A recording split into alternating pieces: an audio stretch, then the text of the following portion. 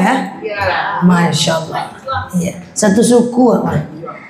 Baik. Na'udzubillahi minasyaitonirrajim. Bismillahirrahmanirrahim. Assalamualaikum warahmatullahi wabarakatuh. Alhamdulillahil wahidil qaharil azizil ghaffaril mukawwirul laili 'alan nahar, amma ba'd. Ibu-ibu, bunda-bunda yang saya sayangi karena Allah, alhamdulillah Allah hadirkan kita dalam majelis ini. Sebelum kita mulai kajian kita berdoa kepada Allah, semoga siapapun kita yang hadir dalam majelis ini, insya Allah Allah sehatkan badan kita, Allah kuatkan jasad kita, Allah tambah ruh keimanan kita, Allah luaskan rezeki kita, Allah angkat segala masalah kita, Allah jauhkan kita dari orang-orang zalim, Allah matikan kita dalam keadaan husnul khatimah. Amin. Allahumma amin. Sehat semua, Bu? Alhamdulillah. Jadi daripada payah-payah kali kaji kita bahas tentang bab hablum minan nas aja ya. Kolat rasonyo karaoke, Pak. Baik, kita membahas tentang bab hablum minan nas karena kita udah mau masuk bulan Ramadan.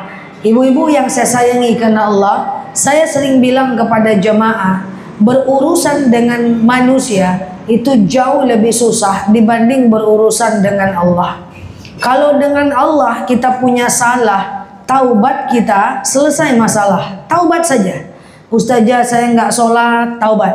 Saya nggak puasa, kodo puasanya. Saya nggak bayar zakat, rapel zakatnya. Ustazah, iya saya susah sholat tegak, bawa duduk. Susah duduk, bawa baring. Susah baring, gerakkan jempol kaki setiap takbir.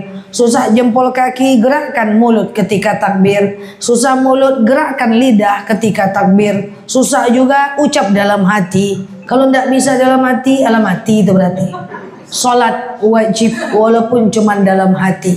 Dengan Allah semua ada solusinya. Ustazah, saya susah sholat karena ada anak kecil. Tegak anak di sejadah, arahkan sujud ke kanan. Tegak dia di kanan, arahkan sujud ke kiri.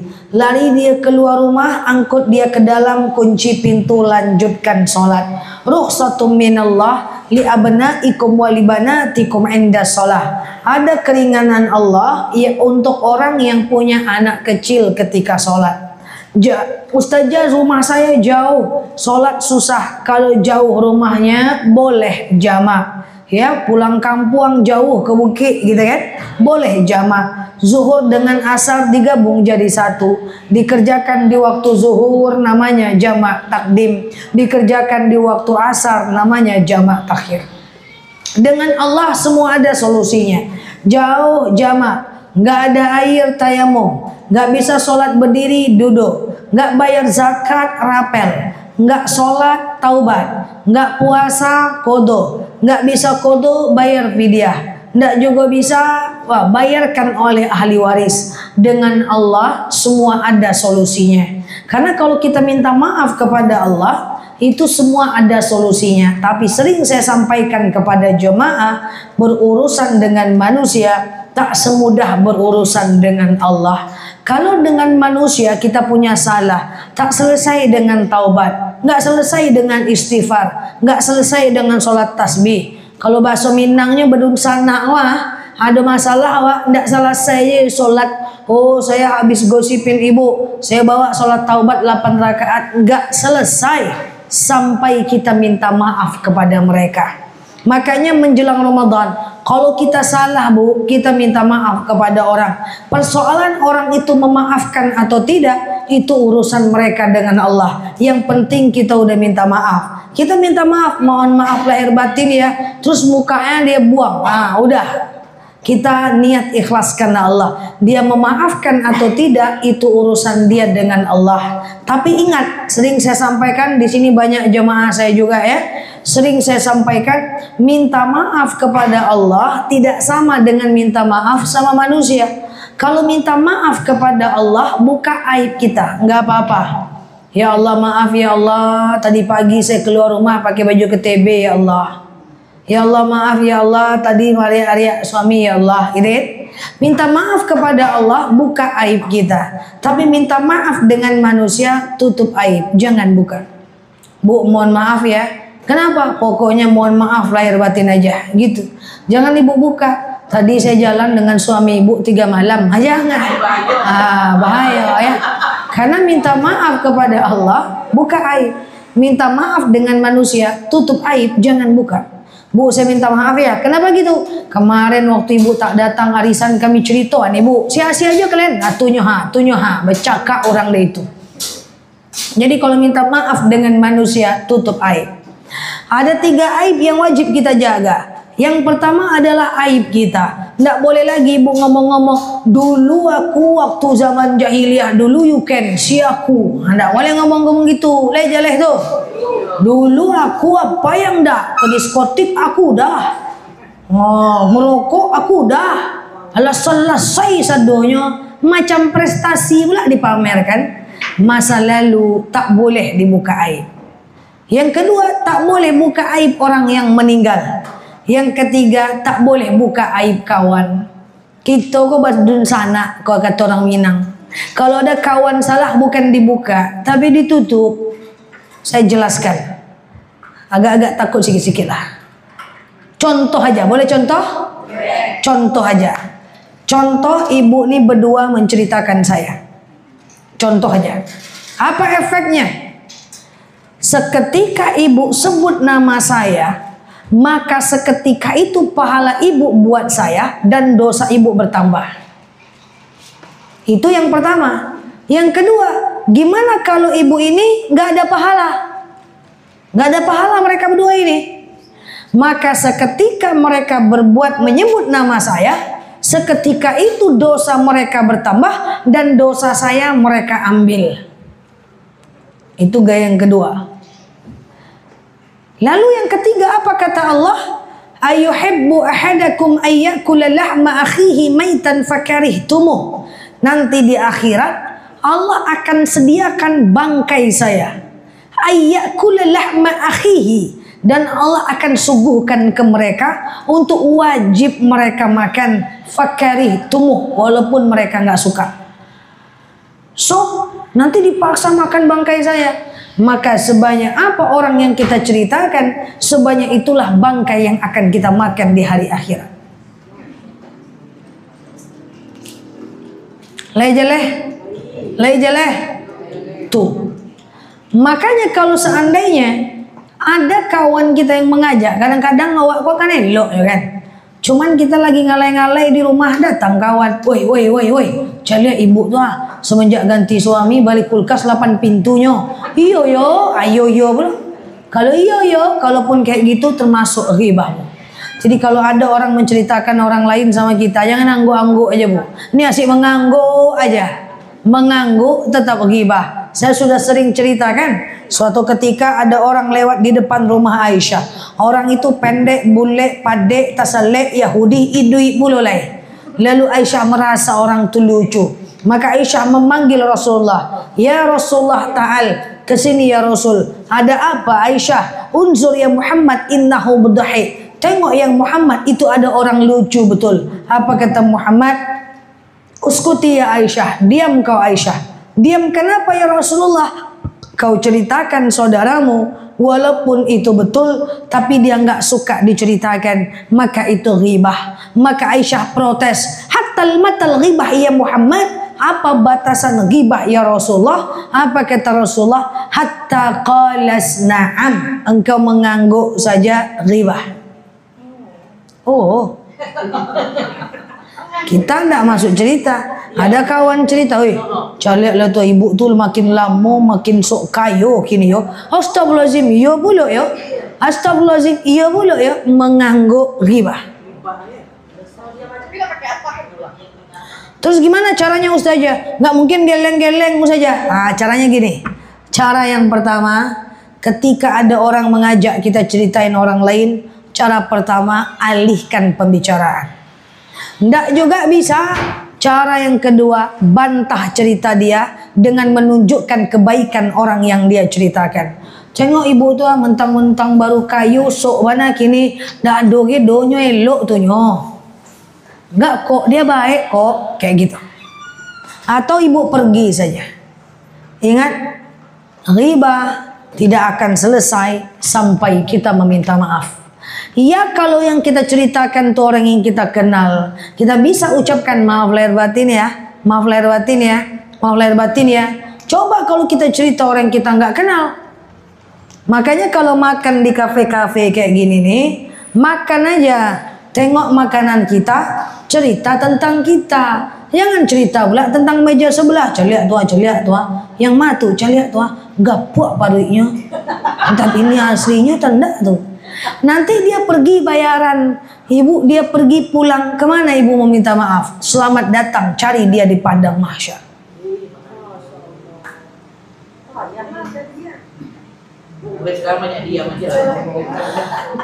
Tidak harus diam, kita bisa cerita tentang kita. Kok ndak sado cerituan? Itu bininya lah tuh, yo kayaknya ndak nak. Itu. Paham saya? Nah itulah riba. Jadi kalau kita salah, kita minta maaf. Minta maaf kepada Allah, buka aib. Minta maaf kepada manusia, tutup aib. Itu caranya. Jadi setelah minta maaf jangan dibuat lagi. Udah minta maaf besok dibuat lagi. Nol. Ingat, kam min sa'imin laisa lahu min siyamihi illal ju'i wal atas. Akan ada orang yang ketika masuk Ramadan dia tidak dapatkan apa-apa dari puasanya melainkan lapar dan dahaga. Yang kedua, kita sikit aja Allah bab kipih-kipih bolam bocah lihat. Yang kedua adalah kalau ada orang lain salah, segera maafkan dia. Kakak saya sering ngomong sama saya, Dek, kenapa cepat kali kau maafkan orang? Saya bilang, saya maafkan orang bukan karena dia paling baik, Kak. Dia tetap salah di mata Allah, tapi saya maafkan dia karena saya pengen tenang dan pengen bahagia. Dan takkan pernah tenang kita sebelum kita memaafkan orang lain. Ustazah, jadi ingat ya Bu, memaafkan itu adalah maaf, bukan sekedar lupa. Iko kadang-kadang saya tanya sama jemaah, Ibu udah maafkan salah teman Ibu? Udah Ustazah, tapi kalau ketemu di pasar kaget, rasa mau saya cucuk juga matanya Ustazah. Itu bukan maaf, itu lupa. Kalau lupa tuh kita lupa sebentar, nanti kita ingat lagi. Pas ketemu kita marah lagi. Tapi masih ingat Ustazah, masih ingat salah orang wajar. Kenapa? Karena memaafkan orang ibarat menyembuhkan luka. Ini ada luka, dibersihkan, sembuh. Tapi ada bekas wajar. Tapi jangan digaruk-garuk lagi, ditekan-tekan lagi, nanti jadi kudes. Nanti ujung-ujungnya jadi dendam. Kalau dendam, orang tuh senang, kita sedih. Orang tuh sedih, kita senang. Masalahnya dia nggak sedih-sedih. Naik terus dia. Masa kita mau menderita terus? So maafkan orang lain. Ingat, kenapa kita harus memaafkan orang lain? Karena kita pernah salah dan kita pernah dimaafkan. Bu, kita ini tinggal di kota, tersinggung-singgung sedikit nggak apa-apa lah Bu. Kadang-kadang ada jemaah saya bilang, enak lagi tinggal di desa itu saja. Di desa itu ndak ada orang berkelahi-kelahi loh. Tentu iya ndak ada, rumah jauh-jauh. Mau berkelahi berjalan kaki dulu nyari orang. Nyampe depan rumah sasangok, ndak jadi berak. Kalau kita nih rumah dekat-dekat, ya tersinggung-singgung sedikit, ikhlaskan, maafkan. Paham? Yang ketiga, satu, kalau kita salah kita minta maaf. Yang kedua, kalau orang salah maaf. Yang ketiga, dengan manusia banyak-banyak husnuzon, jauh-jauhkan suuzon. Banyak-banyak baik sangka, jauh-jauhkan buruk sangka. Gak boleh layak tabakdukum ba'da. Ini maaf, semua kita punya handphone kan? Ini sering saya contohkan. Semua kita punya handphone. Di handphone kita ada Facebook, betul? Ada TikTok, betul? Ada Instagram, betul? Katakanlah Facebook. Ada teman kita nih, maaf nih, kalau kita setiap menengok status orang, jelek aja kita menengoknya, hati-hati, bisa jadi kita punya penyakit hati. Nengok foto orang bermesraan dengan suaminya, sok betul. Aku udah 4 kali gonta-ganti suami, santai aja gue nya. Ada orang berfoto di depan mobil barunya, Mobil kayak gitu aja bangga, kredit entah cash. Aku mobil orang parkir 4 di rumahku, santai aja punya misalnya. Atau ngelihat orang macam dia berfoto di depan rumah barunya, halo KB orang kayu baru. Ada orang berfoto gini aja sedikit, pamer jam. Jadi kalau setiap menengok status orang jelek aja kita menengoknya, hati-hati, berarti kita punya penyakit hati. Karena foto itu netral. Bagaimana kita melihatnya itu tergantung pada kita. Contoh, tadi kita baik sangka ya. Ada orang yang berfoto di depan rumah barunya, ingin menunjukkan betapa indahnya ikhtiar dari kerja keras. Ada orang yang menengokkan foto mesra dengan suaminya, bisa jadi dia ingin menunjukkan betapa indahnya rumah tangga yang sakinah. Ada orang yang berfoto di depan mobil barunya, bisa jadi dia menikmati dan menunjukkan betapa indahnya kerja ikhtiar dan tawakal. Jadi semua tergantung kita. Cara kita memandang tergantung kita. Cara dia melakukan urusan dia dengan Allah. Walaupun dia adalah pamer, tetap kita harus berbaik sangka. Karena kita nggak boleh menilai orang. Yang boleh menilai orang adalah Allah Azza wa Jalla. Kalaupun dia ria, kita nggak boleh menilai dia. Yang menilai adalah Allah. Makanya ibu, jangan cepat-cepat suka kali menilai orang. Udah macam Pak Hakim. Saya mau sedekah ke pengemis. Datang kawan saya, Nel, nggak usah lagi, ngapa tuh? Pengemis tuh banyak yang kayo tuh mah. Bayangkan, saya bilang, kamu ini sedekah enggak? Malah gosip. Benar dia kaya, kamu ghibah. Seandainya dia miskin beneran, kamu fitnah. Jadi, kalau mau sedekah tuh sedekah aja. Kalau nggak mau sedekah, diam. Jangan suuzon. Paham? Enggak minta ampun. Ada orang yang minta-minta datang ke rumah kita. Ini pesantren bu, bantu bu, ke pesantren Bukit Tinggi bu. Suaminya udah mau ngasih, datang istrinya. Tapi ada orang Tanjung istrinya dong. Kan? Datang istrinya, kan? Jangan bang, tayu tanda tuh mah, stempel bisa dibuat tuh. Sedekah enggak, suuzon iya, bayangkan tuh.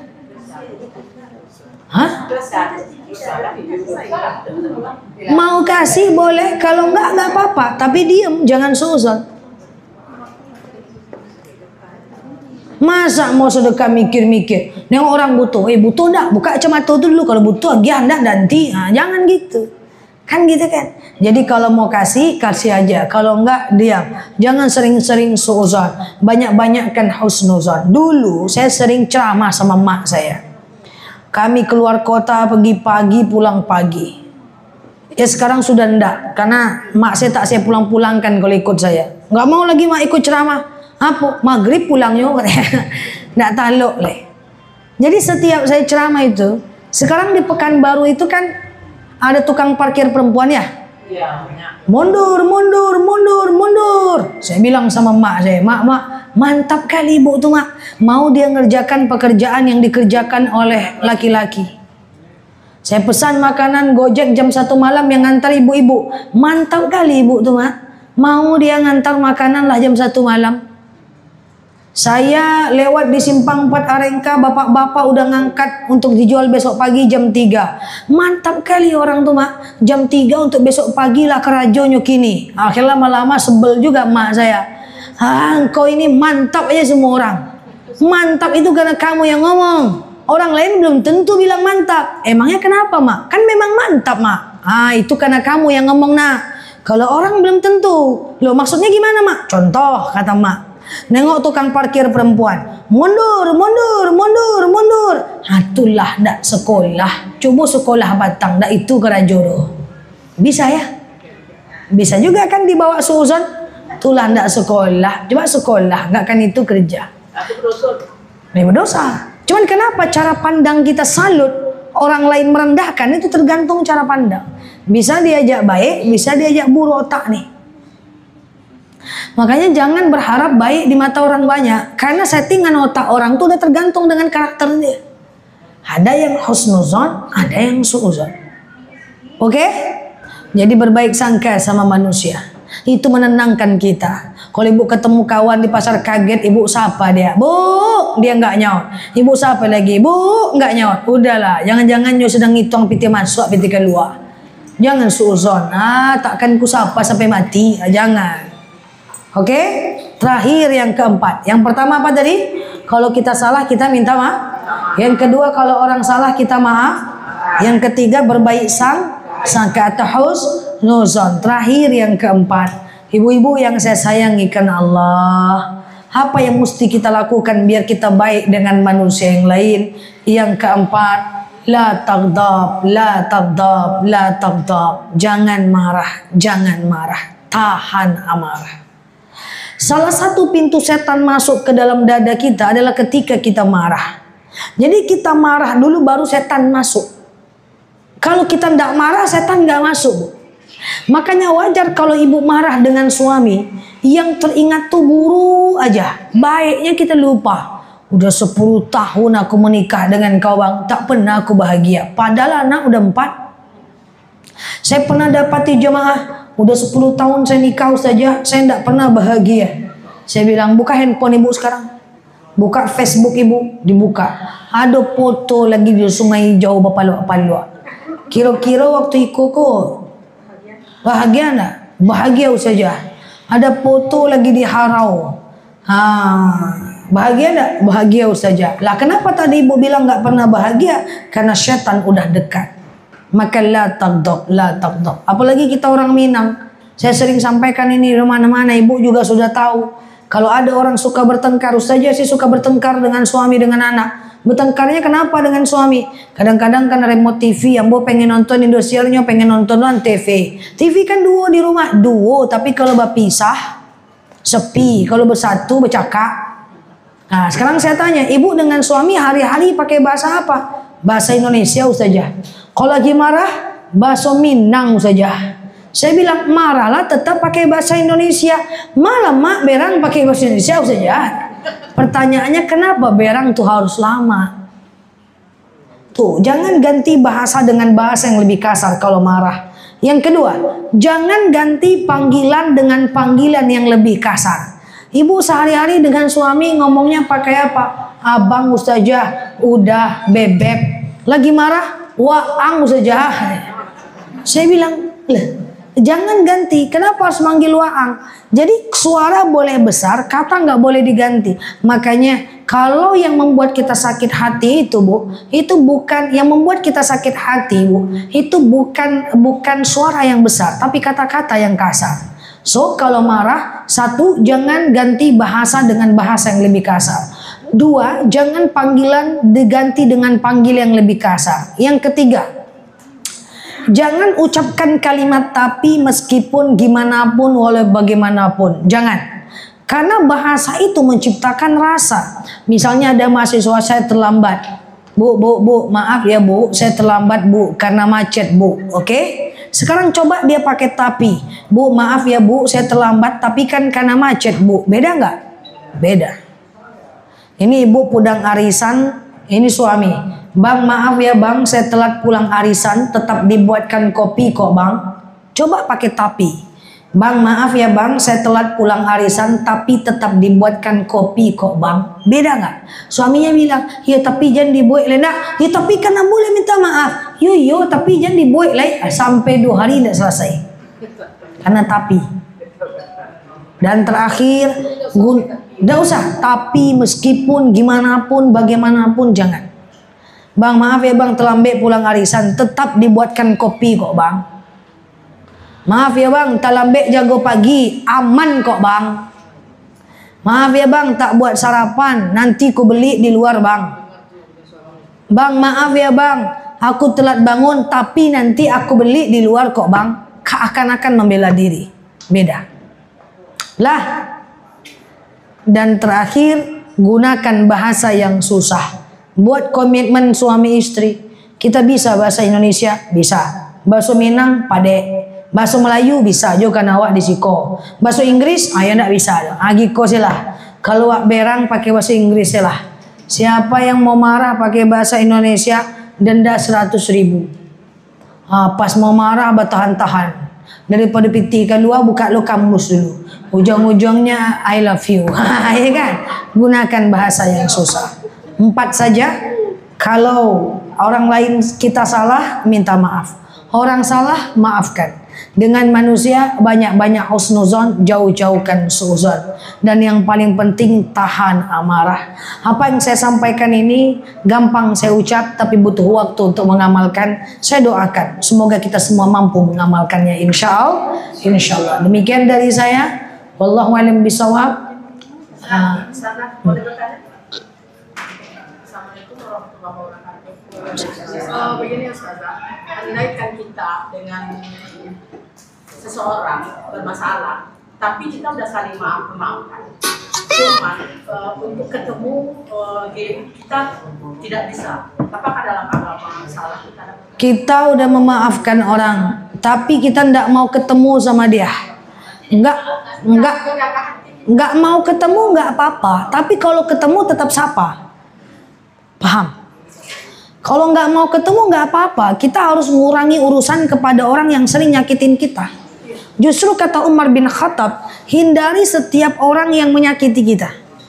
Karena akan merusak mental kita dan membuat dia terus berdosa dengan menyakiti kita. Tapi kalau ketemu tetap sapa. Bu, enggak boleh buang wajah. Paham? Ibu nggak harus dekat dengan orang-orang yang udah pernah nyakitin ibu. Boleh menghindar supaya dia tidak terus berdosa dan hati kita terjaga. Cuman tak boleh terlalu dekat dengan dia. Kalau ketemu tetap sapa. Menjaga hati. Tapi kalau ketemu tetap sapa. Jangan pas ketemu ibu buang muka. Kalau ketemu kita buang muka berarti ada dendam di sana. Boleh nggak saya hindari dia? Boleh, justru harus dihindari. Tidak boleh dekat-dekat dengan orang yang suka nyakitin kita. Bahkan kalau ada di WhatsApp, dia selalu chat-chat menghina kita. Daripada kita hina dia balik, lebih baik diblok dulu. Supaya dia tidak berdosa, hati kita tidak terluka. Pas ketemu, nanti sapa seperti biasa. Clear? Oke, Bu? Seandainya kita bersalah di masa lalu, jadi kita meminta maaf, tapi orang itu jauh. Telepon? Ya, apa jalan keluar? Ada WhatsApp? Ya, intinya tidak ada. Nggak ada akses? Tidak akses, tidak ada. Ahli waris nggak ada? Ya, tidak tahu. Ahli waris nggak ada. Kita pernah punya salah dengan orang itu, akses nggak ada, Facebook nggak ada, IG nggak ada. Maka doakan, Allahumma gfirli walahum. Ya Allah, ampuni dosaku dan dosanya. Allahumma gfirli walahum. Ya Allah, ampuni dosaku dan dosanya. Allahumma gfirli walahum. Ya Allah, ampuni dosaku dan dosanya. Gak ada salahnya sesekali sedekah. Sedekah atas nama dia. Kalau memang kita punya salah sama dia, gak ada salahnya sekali-sekali wakaf dan doakan agar dosa kita kepadanya terampunkan. Tapi intinya doakan saja, Allahumma gfirli walahum. Makanya saya berpesan di penghujung kajian ini, sebisa mungkin jangan nyakitin hati orang lain. Biar kita disakiti, kalau kita disakiti kita beruntung. Ya, nanti di akhirat kita pemenangnya. Tapi kalau kita nyakitin orang lain, repotnya semalam ini kita harianya, besok paginya meninggal. Banyak kejadian istri melawan suami, tengah malam suaminya meninggal. Bayangkan rasanya gimana. Tak sempat minta maaf, terpaksa pakai gaya itu lagi. Allahumma gfirli walahum. Ya Allah, ampuni dosaku dan dosanya. Tapi kan sebaiknya di zaman kamu. Ini kan ceritanya kalau nggak ketemu.